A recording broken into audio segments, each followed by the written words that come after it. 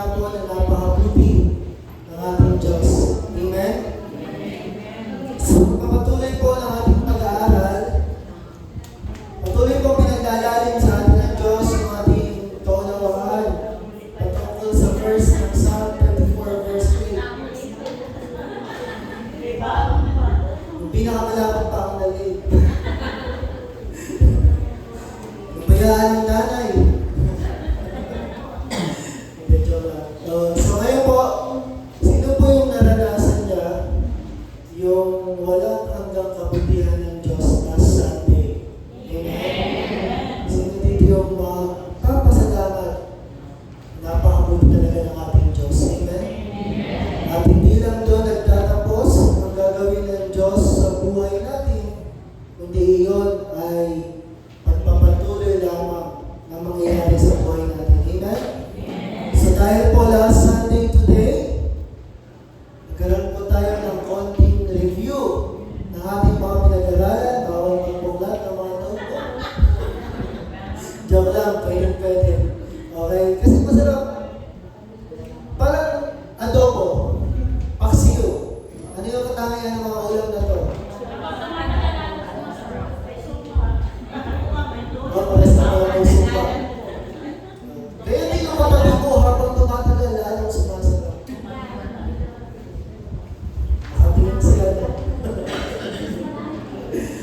So ganun din po yung pag-aaral natin habang tumatagal, mas lalo mo dapat na-enjoy kasi meron kang nahuhukay, meron kang naaalala na kabutihan ng Diyos. So nung first Sunday po ng April, inalala natin kung gaano tayo kamahal ang ating Panginoong Jesus. Amen?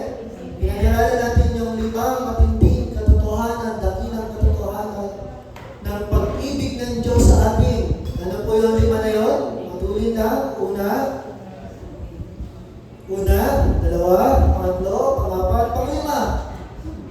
5. Amen? Kung 5 katotohanan, yung una, minsan hindi natin nababaliwala natin, pero isa yun sa pinakamatindi. Sinunod ni Kristo ang Diyos Ama. Amen? Iniwanan niya ang langit para makasama tayo. Pagtapos niya sinunod, inalay niya ang kanyang buhay para sa atin. At sa pag-aalay na yun, kailangan niyang mamatay, ipako sa krus para sa ating mga kasalanan. At siya ay nabuhay na muli mula sa mga patay. At panglima, ang pinakamagandang balita, babalik siyang muli para kunin tayo. Amen? Sa iyo ang pag-ibig ng Diyos sa pag-alala sa Holy Week. At sa pangalawa, dahil naunawaan natin ang pag-ibig ng ating Panginoong Jesus, katulad tayo ng sirang vase na to, na kung saan inaayos na yung buhay natin. Tingnan mo yung katabi mo, mas lumagan na yan, mas lumapogi. Kaya mahirap pag wala kang katabi. Amen? Paano na-restore ni Lord yung buhay natin? Diba sumablay si Adan at Eva? Sumablay ang tao, bumagsak ang tao.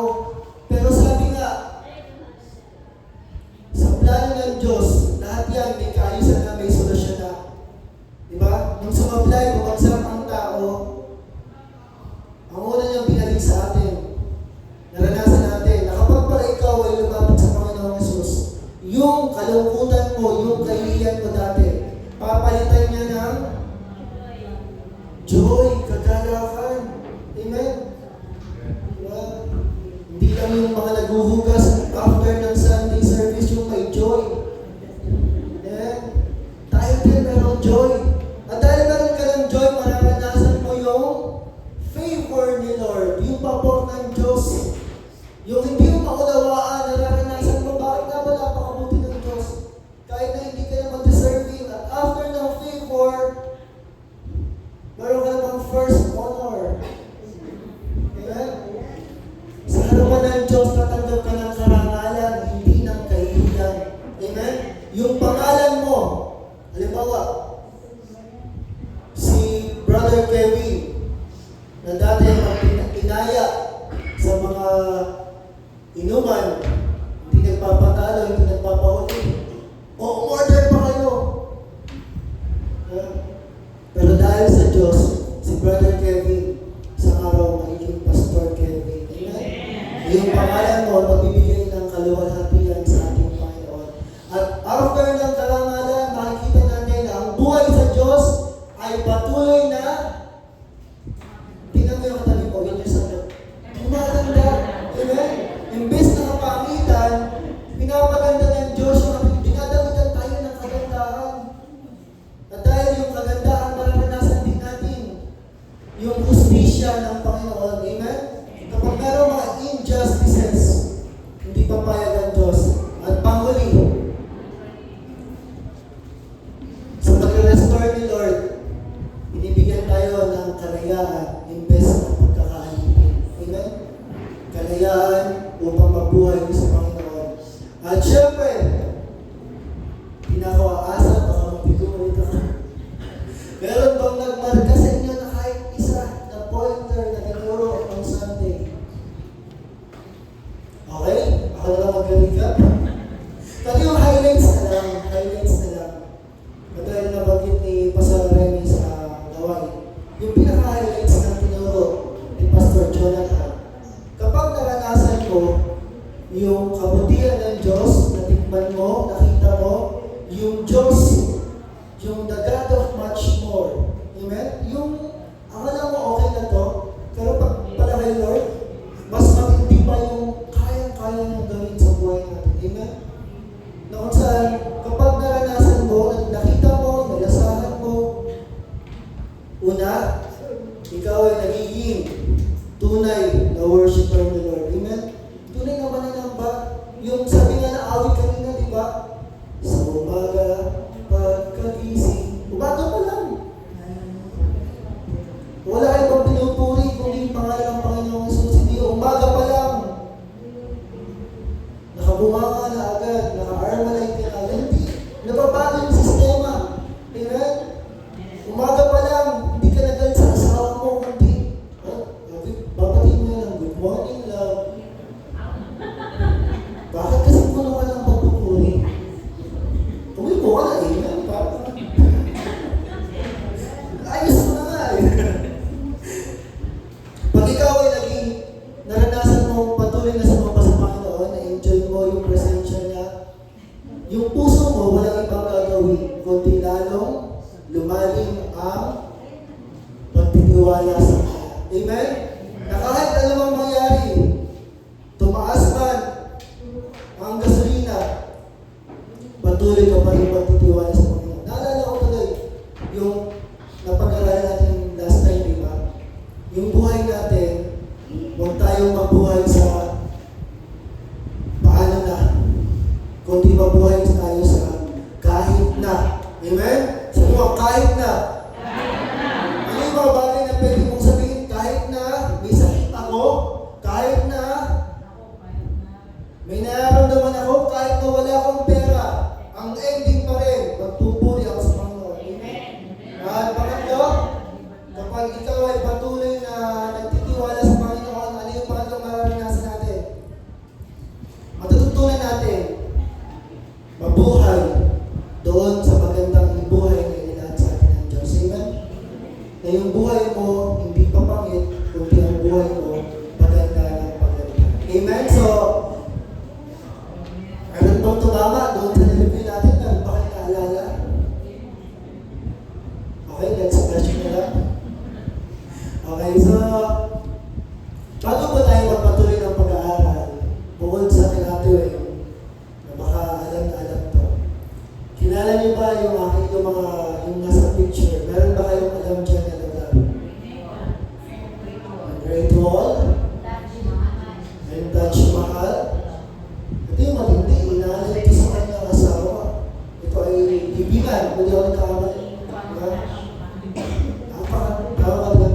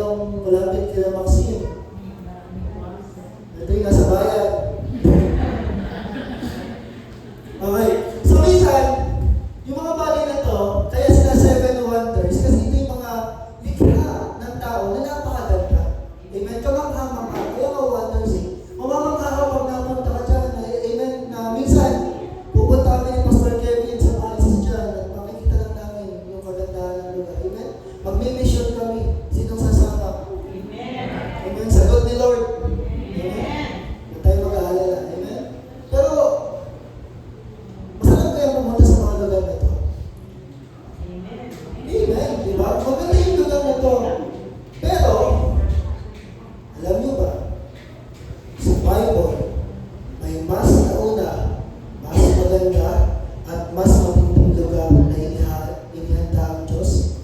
Alam niyo ba kung saan yan? Walang iba, ibalikan natin ang paradise. Amen? Ang sabi po dito, sa Genesis 2:8, now the Lord God had planted a garden in the east, in Eden. Kaya tawag sa kanya, Garden of Eden. And there He put the man He had formed. Sa Tagalog, naglagay ang Panginoong Diyos ng isang kalamanan sa silangan ng Eden at inilagay niya roon ang taong kanya nilalang. Amen? So, bago po tayo magtuloy, tayo po ay manalangin bilang paghahanda sa mga ng Diyos. Natin natin ang ating puso sa pagtanggapin natin ng mensahe mula sa Panginoon. Dakilang Diyos, aming Ama, Ikaw po ang kinikilala namin sa lugar na ito. Ikaw lamang ang mataas, Ikaw lamang ang mapupurihan, at Ikaw lamang namin makita sa bawat sandali ng aming buhay, Panginoon. Ikaw lamang ang aming pupurihin. Ikaw lamang ang aming pagkakatiwalaan. Ikaw lamang ang aming palasalamatan. At sa iyo lamang kami maglilingkod, Panginoon. Ang buhay na ito ay para sa iyo. Tulungan niyo po kami paunawaan kung gaano kaganda ang buhay na inilaan mo para sa amin, Panginoon. Kung gaano katindi ang pagmamahal mo sa amin at ang kabutihan mo na hindi natatapos sa pagpakailangan. Kaya maraming salamat po, Panginoon. Patuloy ka pang mangusap sa amin, Banal na Espiritu.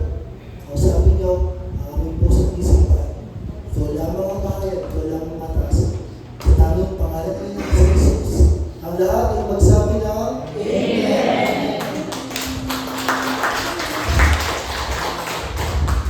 So dito po sa ating pasimula, makikita natin na pagkatapos likhain ng Diyos ang mundo, pagkatapos niya likhain ang tao, sabi ko, Lord, bakit naglagay ka pa ng isang halamanan sa Eden?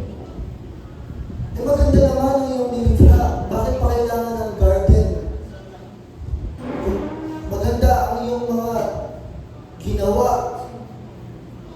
Pero sabi ng Diyos sa pag-aaral, kahit na malamig ang aircon, kaya kailangan patuloy kayong mag-invite. Amen? Para dumami ang tao sa loob, para yung lamig mapapalitan ng init ng pagpupuri sa Panginoon. Amen? So sabi, ang masarap sa Panginoon, bakit? Ba't pa kailangan, Lord, ng garden? Maganda naman ang iyong nilikha. Mabuti ang iyong nilikha. Pinagmasdan mo ito at ikaw ay nalugod. Pero alam nyo, sino dito yung nakakaalala o nakakatanda na pag merong bisita sa inyo na matindi rin yung preparation. Amen? Lahat ng mga hindi nakalabas, ilalabas. Lahat ng mga hindi nalilinis, malilinis. At lahat ng hindi maayos, magiging maayos. Bakit? May bisita eh. Especially yung taong darating. Alam niyo sa buhay natin, sa buhay ng tao, kung bakit nagdalay pa si Lord after ng pagkakalikha ng tao, nagdalay pa siya ng isang halamanan.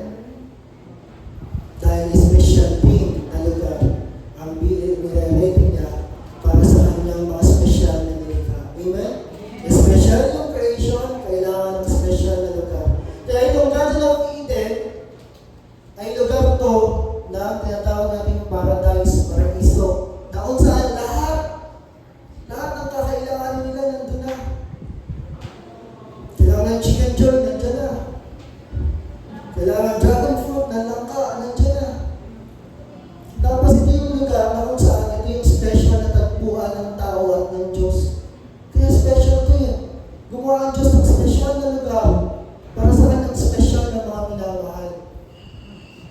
Kaya ang buhay natin, kung maiisip nyo, napakasarap. Bakit? Kung dati, ang dami nangyari ng hindi maganda sa buhay natin. Pero pag ikaw pala ay patuloy na lumapit kay Lord, binibigyan ka niya ng mas magandang lugar, mas magandang garden sa buhay mo. Amen? Mas magandang lugar na i-enjoy mo. Hindi ito ay bansa, kundi walang iba, kundi sa piling ng Diyos. Amen? Na ang lugar ng buhay mo ay lalong mas gumaganda. Kaya naman, Imagine niyo gaano kaganda yung garden na to na lahat, sabi nga sa mga pag-aaral, this is the perfect home for man. Perfectong tahanan para sa mga tao. Kaso, kasala, alam natin yung ganito. Pero kahit gaano maganda yung garden, hindi na may mga garden sa bahay. Amen? Ako, sabi ko nga, isang halaman lang, sinubukan ko. May plan pa, matibay pa yun na matibay. Pero, ano yung pinakamahalaga pagdating sa isang garden? Anong pinakamagandang feature, character, o display sa isang garden? Alam niyo ba kung anong pinakamahalaga? Ang parallax, ano yung pinakamahalagang nandun sa isang garden? Mga bulaklak? Mga halaman? Sirata?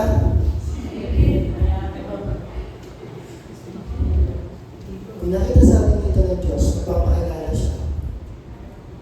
Ang pinakamahalaga ay makikita natin sa John 15, verse 1. I am the true vine, and my Father is the gardener. Sabi sa Tagalog, ako ang tunay ng puno ng ubas ng aking ama ang tagapag-alaga. So sino yung pinakamahalaga sa isang garden? Hamalingan pa, mapunta pa sa ubas. Hindi, walang ikaw, hindi ito yung gardener. Kahit gaano maganda ng garden, kung wala ang Diyos, walang gardener, eventually, walang mag-maintain, papangit pa rin yan. Ganun din yung buhay natin, kahit gaano meron ka, kung wala ang Diyos, eventually, walang silbi, walang saysay ang lahat. Amen? Pero kahit gaano kapangit ang garden, kung merong gardener, naaayos at tumaganda, tingnan mo yung katabi mo. Yung buhay niya na, hindi yung tsura, baka kaya pala. Hindi yung buhay niyan. Amen? Kung paano mo nakilala yan dati, sobrang hindi ganun kaganda, pero dahil kay Lord, gumaganda ang buhay. Kaya, isa sa madalas pagkakamali natin, minsan pag-book na tayo ng church o kaya ng gawain, lagi natin tinatanong, anong para sa akin? Anong makukuha ko dyan? Anong benepisyo ko dyan? Ano kaya tuturo ni Pastor Aris? Ano para sa akin dyan? Pero hindi yun yung mahalaga. Sa buhay natin, ang pinakamahalaga ay walang iba kundi siya. Amen? Hindi yung gusto mo, hindi yung nais mo, siya ang pinakamahalaga sa buhay nito. Kaya ka nabubuhay para sa Kanya. Amen? Hindi naman para sa iyong sarili, kundi nais ng Diyos. Makita natin ang kahalagahan ng presensya niya sa buhay natin. Amen? At alam nyo, dito makikilala natin sa pag-aaral natin ngayon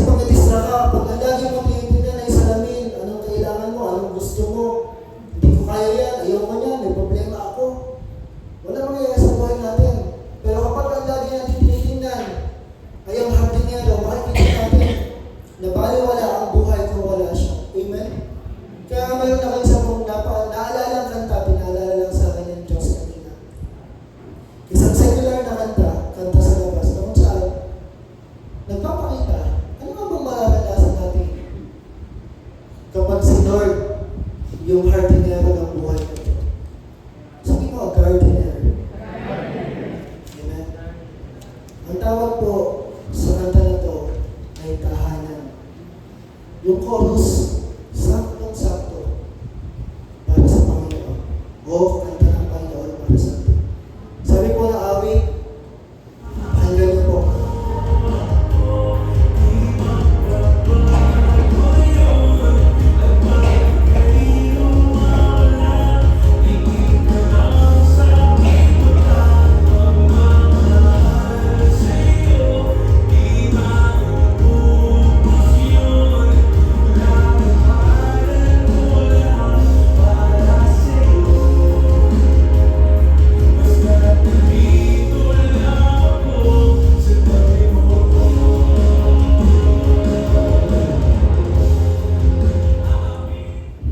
Amen? Hindi ko na inawit. Sabi ng awit, hanggang sa pakinggan, sabi ng awit, tahanan mo ako. Diba? Wala bang pinakamagandang buhay natin kundi sa piling ng Diyos. Amen? Sabi doon, di magbabago yun. At pag ikay nawawala, ano sabi ang bilin? Tingin ka lang sa aking mata. Amen? Huwag kayo bang maghanap kung saan hanapin mo ang mata ng Diyos. Ang sabi doon sa awit, pag mapahal sa'yo, di mauubos yun. Lalabanan ko lahat para sa'yo. Amen? Kaya ba natin gawin din yung para sa Panginoon? Basta, sabi ng Diyos, nandito lang ako sa tabi mo. Amen? Gaano makakante yung gardener ng buhay na to? Kapag naunawaan natin, ang buhay na to, pinagkatiwala natin sa Diyos, anong mararanasan natin? Anong mangyayari sa buhay natin? Una, ano po yung nangyayari sa buhay ng taong nagpapasakot sa Panginoon? Sa mga naghahalaman, tingin nyo, anong unang nangyayari? Anong pinaka-basic na dapat gawin? Okay? Kaya, ihahanda muna yung lupa. Nire-ready muna.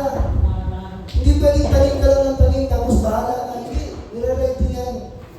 Dito, sa English, ang pinakatawag dyan, bukod sa feeling, sa buhay natin, God cultivates. Ang Diyos ay nagpapaunlad. Bilhin mo, kapag yung Diyos, pinagkatiwala mo yung buhay mo sa Kanya, wala siya ibang nais, kundi paunlarin yung buhay mo. Amen? Ayusin yung buhay natin. Pagandahin yung buhay natin. Kaya nga, ang pinakamasarap na kakampi ay ang Diyos. Bakit? Bubungkalin nga yung buhay mo. Bakit kailangan bungkalin? Ihanda ang lupa. Okay? So, ang pinaka-purpose mo, bukod sa pagandahin, palinisin, napansin nyo may mga lupa na nagbubuo-buo? Tinutulog yun. Para mas maganda yung pag-observe ng tubig at mas maganda yung daloy ng hangin. Amen? Kung nakakang pag-aaral ko ano nalaman na kailangan pala may daloy din ng hangin sa lupa. Kala ko basta kaya yung mga halaman ko walang pag-aaral. Wala nang hiramin.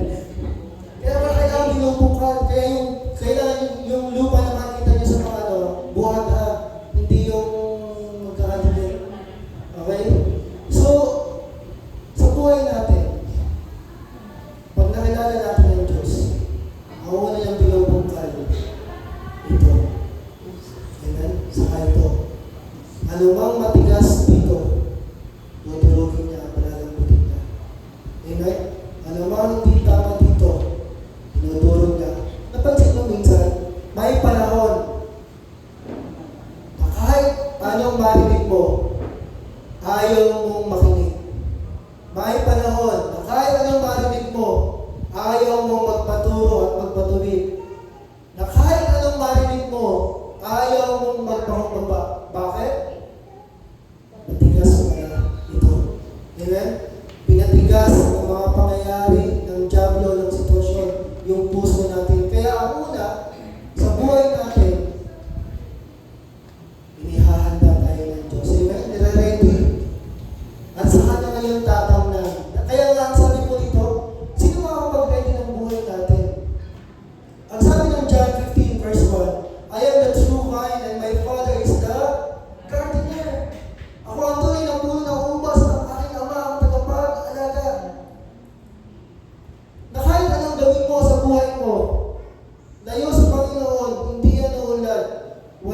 mangyayari, walang magbabago.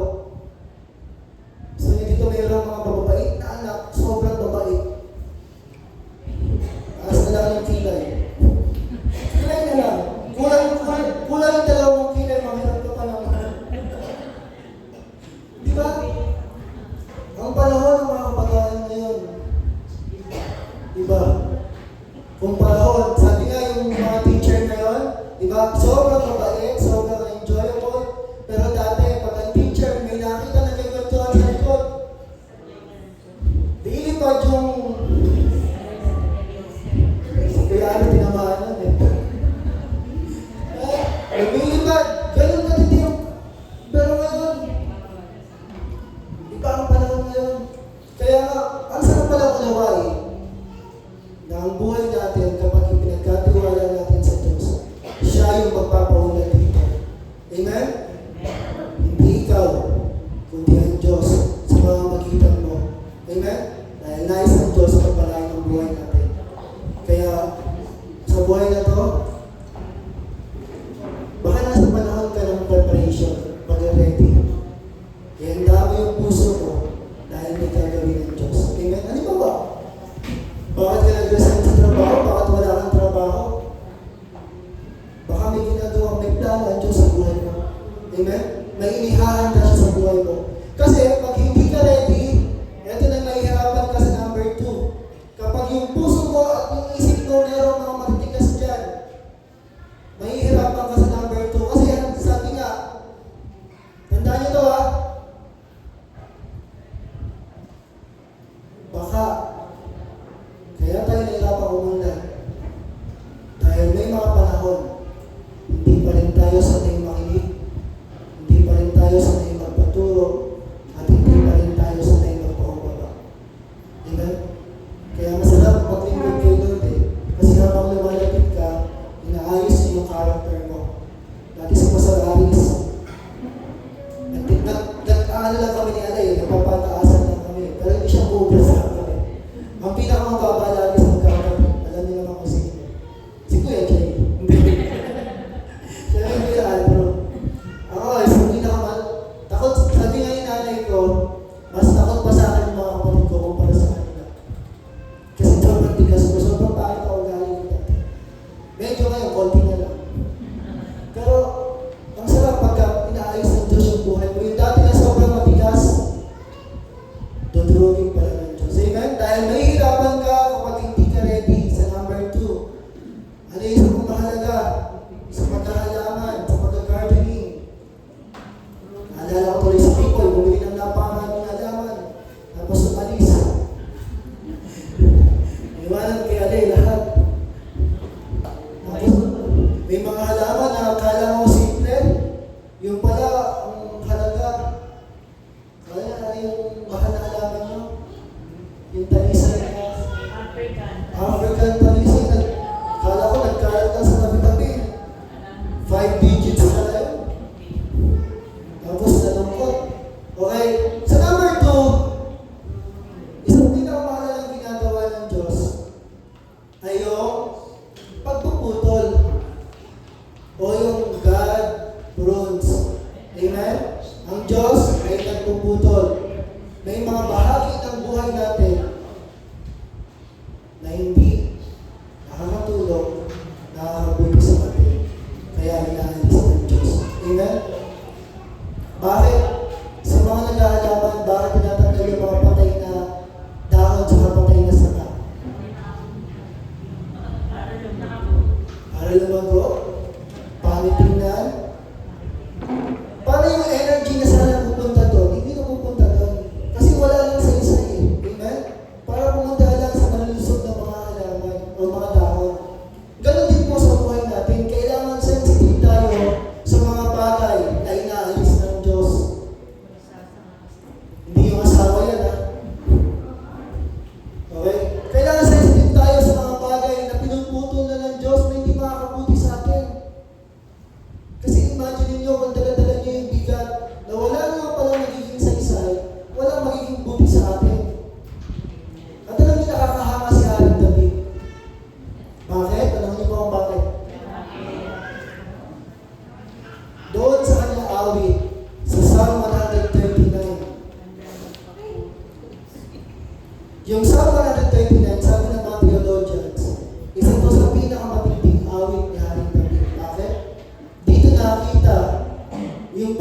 omniscient ni Lord, yung pagiging omnipotent ni Lord. Ito na ba isa? Omnipresence ni Lord. Pinakit ni David yun. Nakita doon lahat. At doon sa verse 14, alam mo yung sinasabi niya sa Panginoon, Lord, check mo nga yung puso mo. Baka meron na hindi okay sa paningin mo. Ganun kababa ang puso ni David. Pero kung ikaw ay hindi sanay, magpaturo, makinig, magpakumbaba, mahihirapan ka dito sa pagpuputol. Amen?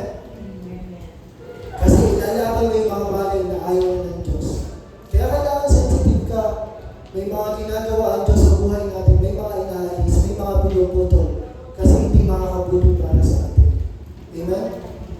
Naalala ko tuloy, hindi ko alam kung si Beno pa nagsabi nito.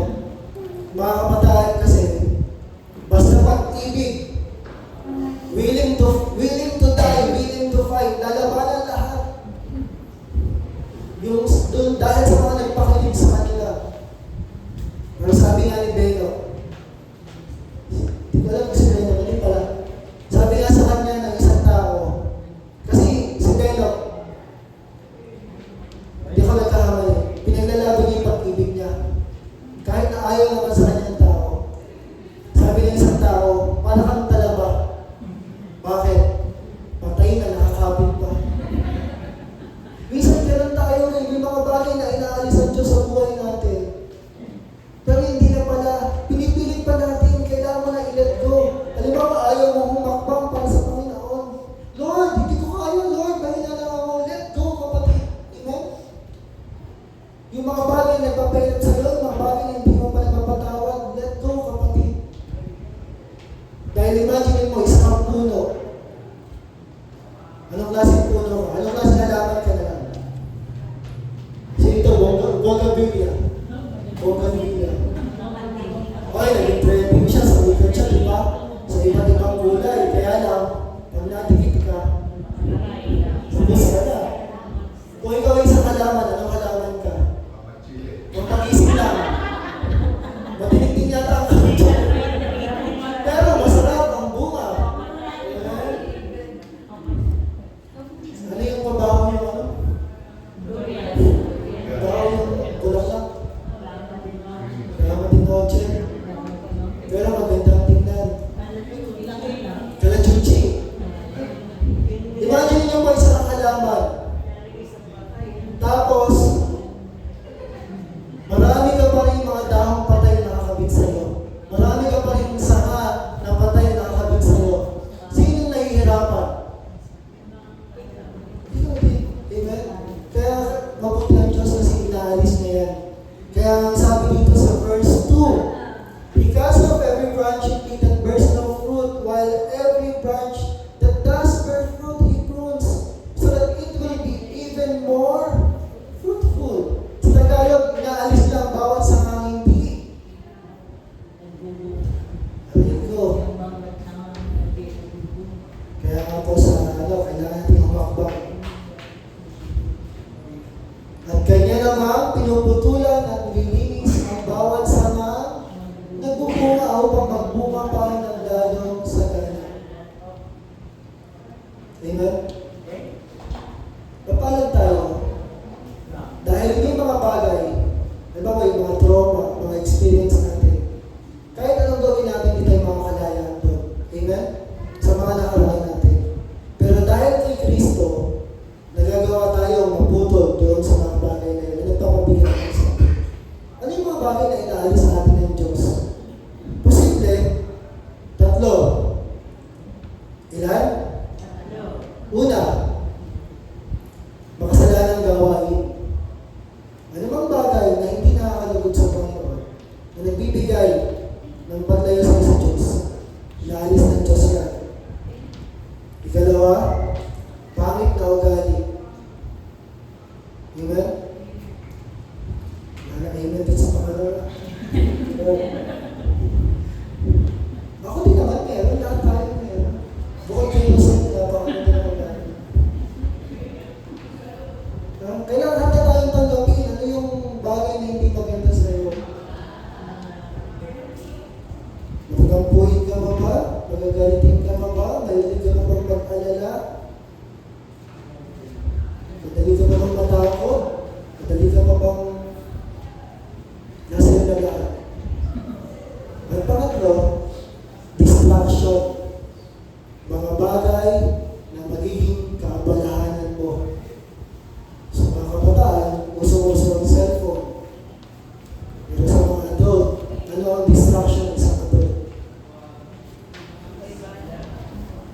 Tatlo yan, tatlo kasi. Amen, marami. Kaya, inaayos ng Diyos ang buhay natin. Dahil sa number 3, makikita natin na ang Diyos natin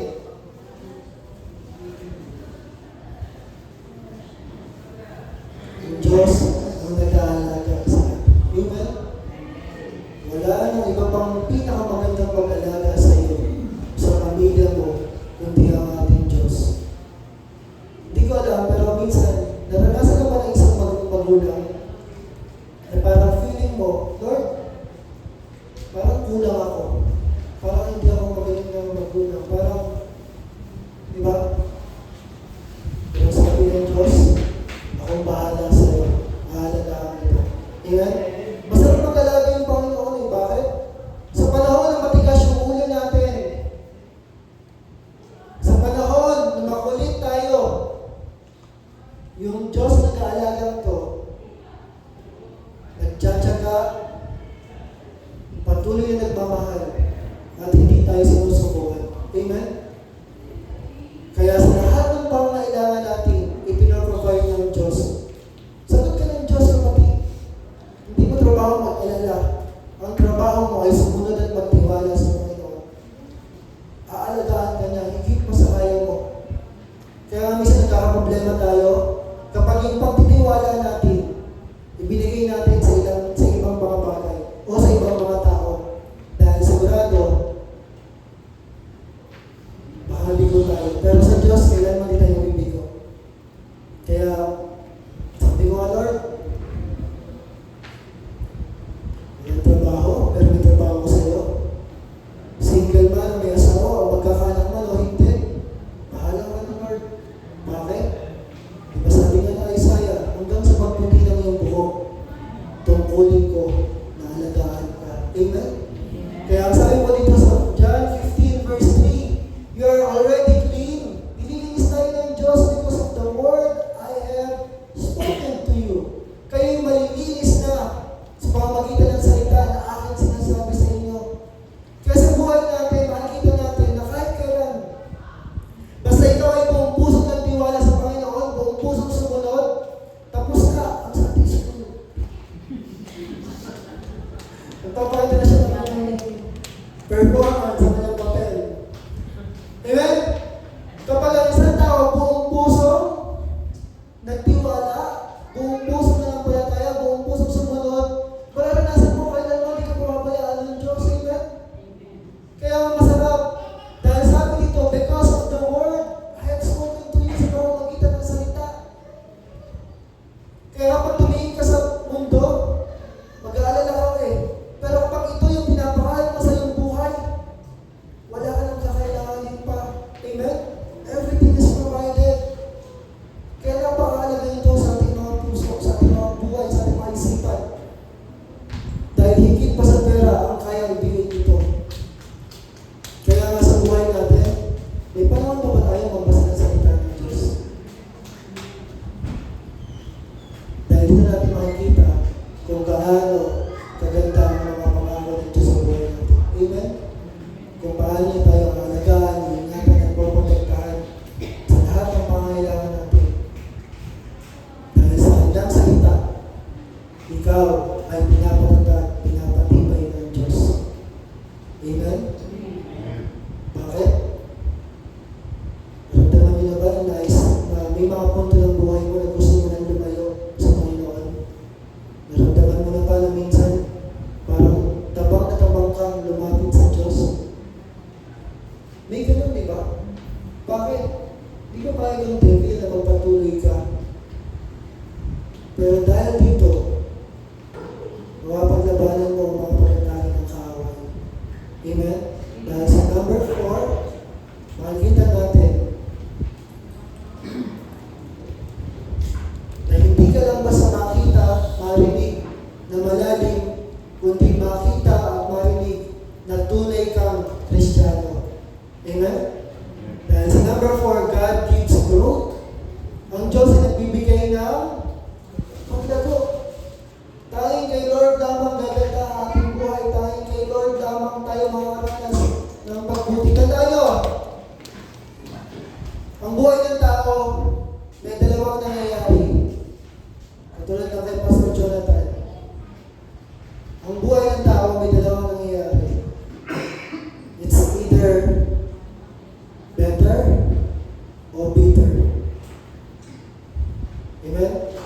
Better o bitter? Mas naging maganda o mas naging mapait ang buhay mo? Siyempre, ang tao na malapit sa Diyos, better life. Pag bitter life ka na, check mo.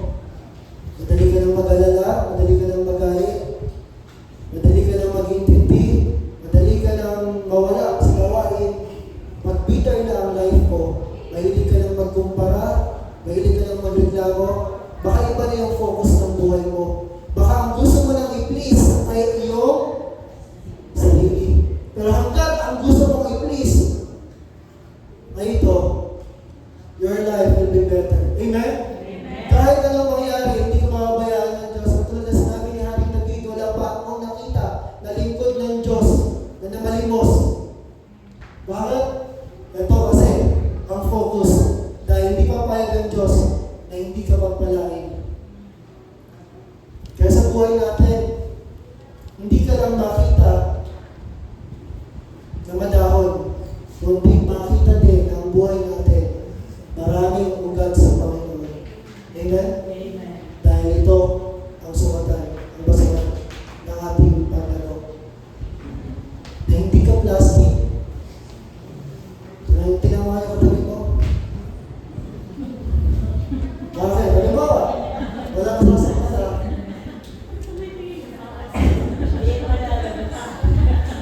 Eto, ay, hindi ko na alam kung plastic to kasi may iba't ibang gawa ng di ba, ng papel. Halimbawa na lang tayo na, ito, pinaka-maganda example. Ito ay, parang hindi rin plastic. Basta ito, plastic to. Sabi nga ni Pastor Rossi, ito hindi malalagta. Pero at tanong, lumalago ba siya? Tunay ba siya? Kahit anong ganda niya, hindi pa rin yan tunay. Kasi plastic pa tayo. Amen? Ang pinakamasarap, yung buhay mo, totoo. Nasa church, Kristiyano ka, pag-uwi ng bahay, Kristiyano ka pa rin. Pagdating sa trabaho, Kristiyano ka pa rin. Amen? Naglag mo yung bata, Kristiyano ka pa rin. Amen? Kasi, tandaan nyo, sa huli, yung mga tunay lamang ang makakarating sa finals. Kaya kung ito ka, akala mo kasama ka sa swimming, hindi pala. Dahil ang sabi ng John 15 verse 4, remain in me as I also remain in you. No branch can bear fruit by itself. It must remain in the vine. Neither can you bear fruit unless you remain in me. Sa Tagalog, manatili kayo sa akin at mananatili din ako sa inyo. Hindi magbubunga ang sanga, hindi nanatili sa puno. Gayon din naman hindi kayo magbubunga kung hindi kayo mananatili sa akin. Naalala ko tuloy ating kapatid na si Jonathan.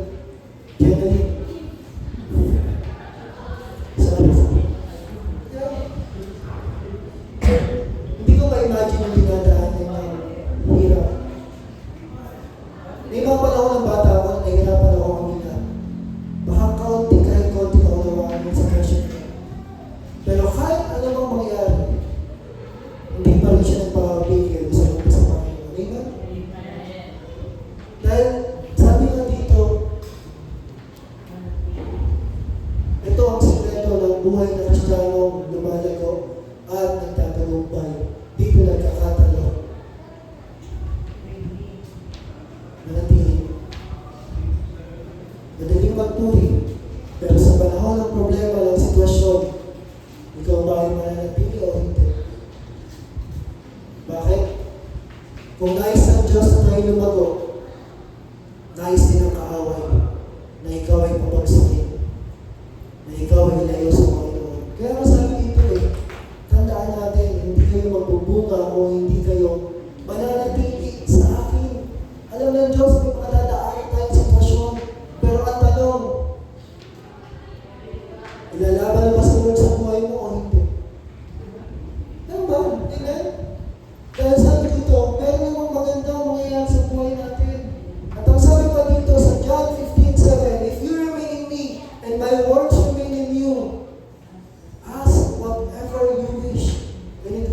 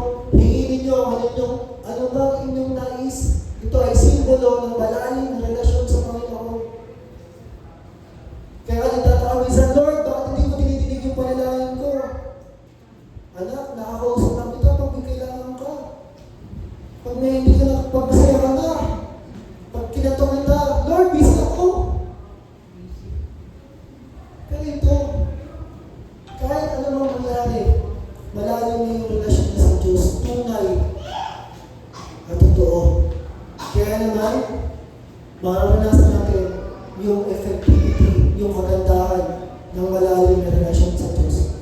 Kapag ikaw ay nanalangin, makapangyarihan. Amen? Dahil tama ito. Tama ito. At panghuli, sila po ang tatapos. Kapag ang halaman, tatanayin ko po kayo ha, kapag ang halaman, pinapaunlad, pinuputulan, nililinis, inaayos, dinidiligan, inaalagaan, at lumalago, anong tingin nyo sinasabi ng picture na to?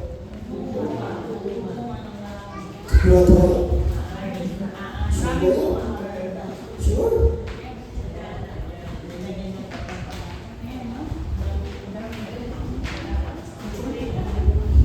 And number 5, sabi mo sa katabi, God expects fruits. Amen? Inaasahan ng Diyos ang mga bunga. Hindi sa iyong katabi mula sa iyo. Inaasahan ng Diyos ang mangyayari sa iyo. Bakit? Kapatid, nawain niyo ito. Nais ng Diyos na may mangyayari sa buhay mo. Nais ng Diyos na maranasan mo yung buhay na matindi. At nais din ng Diyos na gamitin ka niya para sa pag-abot sa ibang mga buhay. Amen? Nakikita ang dapat ng bunga. Wala tayong ibang destinasyon kundi lumago. Kaya nga assessment ito sa atin yung 1 to 4, check pa tayo doon. Bakit? Sa forever good God, inaasahan ng Diyos ang ating buhay sa 4th anniversary. Kaya kailangan natin kumilos sa tumakbo. Amen? Higit kaysa dati. Dahil nag-amasa ng Diyos sa buhay.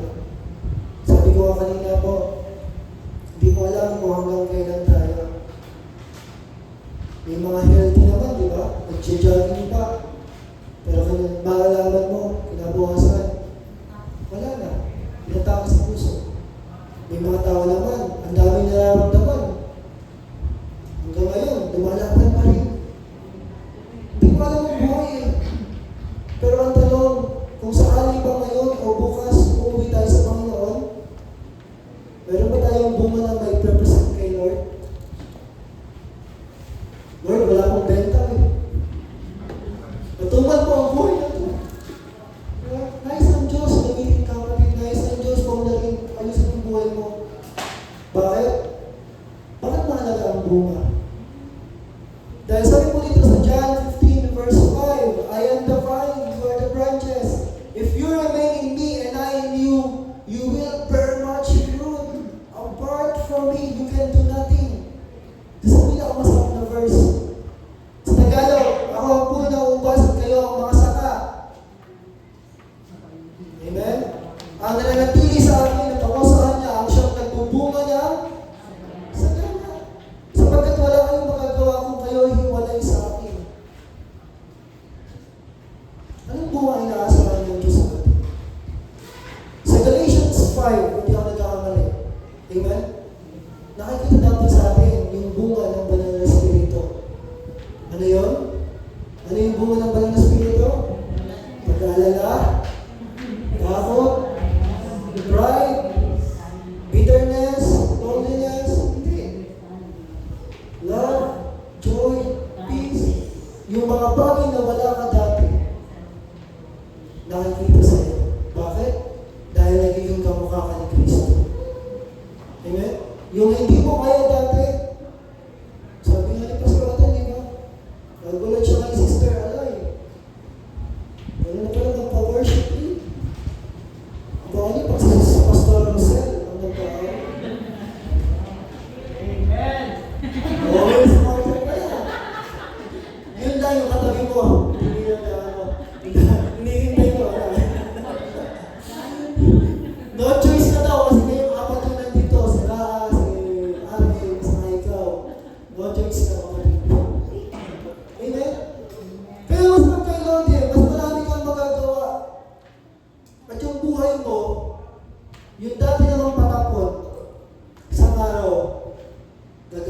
Diyos para maghayag ng kabutihan niya. Amen? Na may mga kaluluwa kang aabutin para sa Kanya.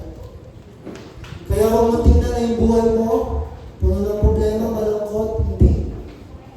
Ready ka ng Diyos, kapatid. Handa ka na ba? Amen? Ihanda ka ng Diyos, mga gagawin ka pa na.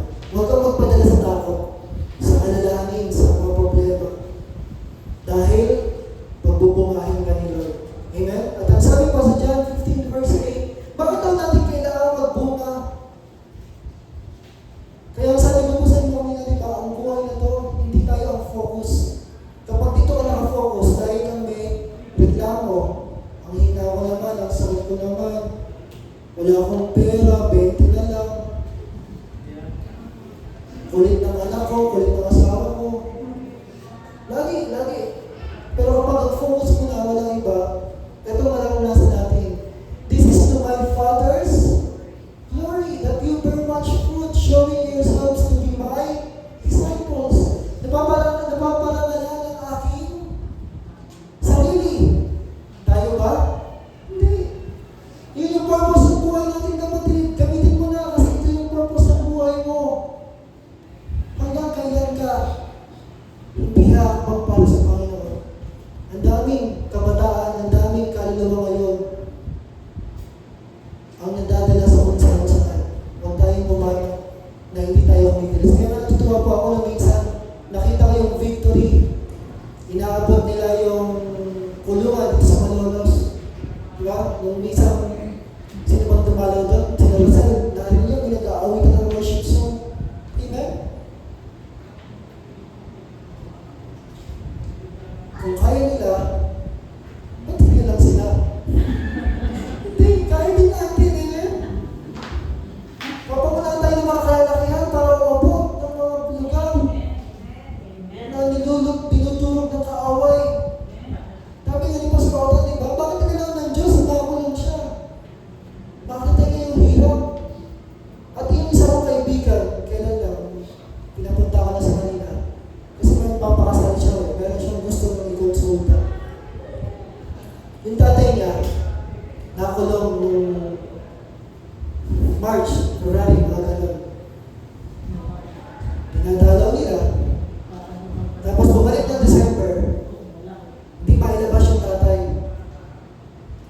Yung pala, July pala, patay na. Ano pa nga siya na, 24 oras. July pa lang, patay na. Wala naman ang masabi. Yung kulungan, yung mga officers doon. Sabi nga niya, pag may sakit ka pala sa kulungan, walang gamot-gamot. Diba pag nanonood ako ng mga pelikula sa ibang bansa po, may mga special office, may mga sa Korea, may mga clinic, may mga kulungan. Sa Pilipinas pala, pag may sakit ka sa kulungan, kung mahirap ng makulong, pag may sakit ka, mas namin mahirap. Diba? Diba ang ginagawa ng Diyan sa mga natin? Kaya kailangan kumilos tayo. Amen? Kaya kailangan magbunga, bakit? Sa buhay mo, kailangan ng ebidensya. Amen? Ebidensya ng pagiging mabuting Diyos sa buhay natin, sa pamilya natin. Amen? Yung mga testimony natin, hindi lang yan para sa Bible study. Yung testimony mo ay para yan sa mga taong kailangan makarinig ng kabutihan ng Diyos. Amen? Kaya, ikaw ang pinakamagandang ebidensya ng Diyos. Amen? Huwag sana tayo umuwi na sabihin natin, Lord, natumal po, walang benta. Amen? Umuwi tayo. Mga pwede natin bahagin. Kaya nagpapasalamat din po ako kay Pastor Boy. Sinesenda niya ako ng mga teaching, mga system, mga tuturo. O, ito yung pwede mo ituro. Pag nagsisimula kayong magawain, umabot na mga kaluluwa, meron siyang sakit na 3M, maternity, maturity, at ministry. Amen? Kaya kailangan makita sa atin yung ebidensya. Ilabas natin. Amen? So sana po, tulan tayo ngayong umaga na ito. Taste God, the gardener of life. Nasabihin natin na ng Diyos ang hardinero ng buhay. Sa buhay mo kapatid, sinong may-ari ng buhay mo? Sinong hardinero mo? Una, God cultivates. Ang Diyos ang nagpapaunlad ng buhay natin. Ulitin ko ha, kahit anong gawin mo, layo sa Diyos, mahirapan ka umunlad ang buhay na to. Amen? Kaya masarap kay Lord, lapit ka. Sumunod ka, hayaan mo tanglang ka ng Diyos. At pangalawa, hayaan mo rin na linisin ka ng Diyos. Tanggalin niyo yung mga bagay na magpapabigat sa buhay mo. Dahil sa number 3, mararanasan mo rin kung paano ka alagaan ng Diyos. Na kahit kailan, ano ang problema, hindi ka pinagkulang ng Diyos. Amen? Diba minsan, problema nito yung hindi kayo minsan may problema sa pambili ng ulam. Imagine mo, apat kayo sa pamilya, tapos wala pambili ng ulam. Kaya nga mahanga ako sa kapatid natin eh. Ilan sila? 8, 9. Papahayin mo, at hindi naman mahihin ang kumain. Mga bless. Si James na lang sa kasigaw-gaw yung inaasa ko sa kamalan para gumanang kumain. Si Toto, napayatin. Lumobo. Nung nag-aaral, bumayat ulit. Tapos hindi na namin mapalobo ulit. Masarap ka, si Diyos kasi hindi mo trabaho mag-alala, trabaho magtiwala at sumunod. Dahil sa number 4, tutulungan ka niya na lumago. Siya yung nagbibigay ng paglago na yung mga bagay na hindi mo nagagawa dati, magagawa mo na dahil sa Panginoon. Amen? Makikita mo na yung buhay mo, mas lalong tumitibay yung pananampalataya sa Diyos. Dahil sa number 5, dahasahan ng Diyos ang ating mga bunga. Amen? Ano kapatid? Kanino mo i-share yung bunga mo? Kanino mo ibabahagi yung bunga mo? Sana, sa sandaling ito, meron kang nararamdaman sa puso mo. Iparala sa kanila yung bunga na naranasan sa kanila. Ito na po ang magtatapos. Iwala ko sa inyo. Sa lima na ito, masarap paunawaan na ang Diyos ang may control ng buhay. Amen?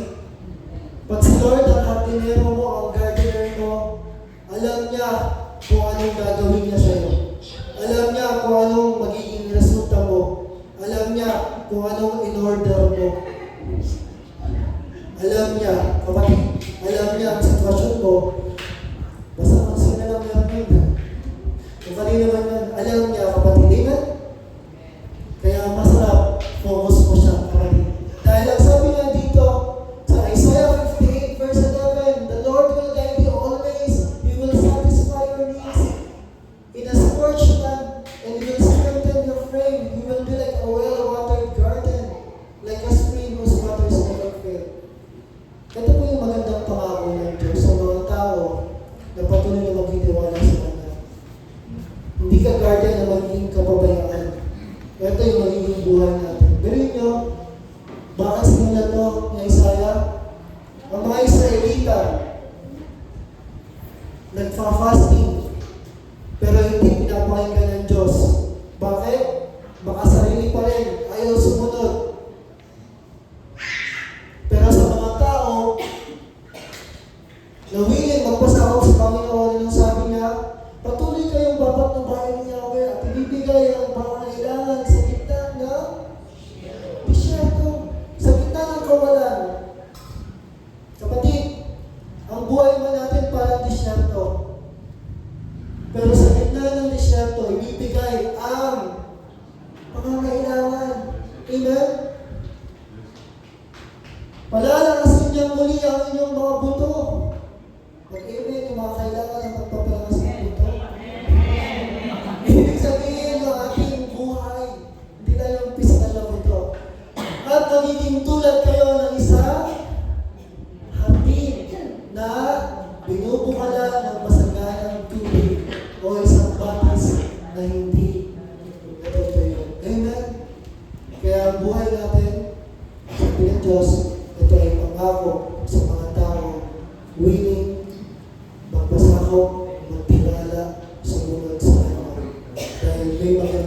plano para sa atin. Kaya sa buhay natin kapatid, sa puso mo, 100%. Check mo 100%. Si Lord na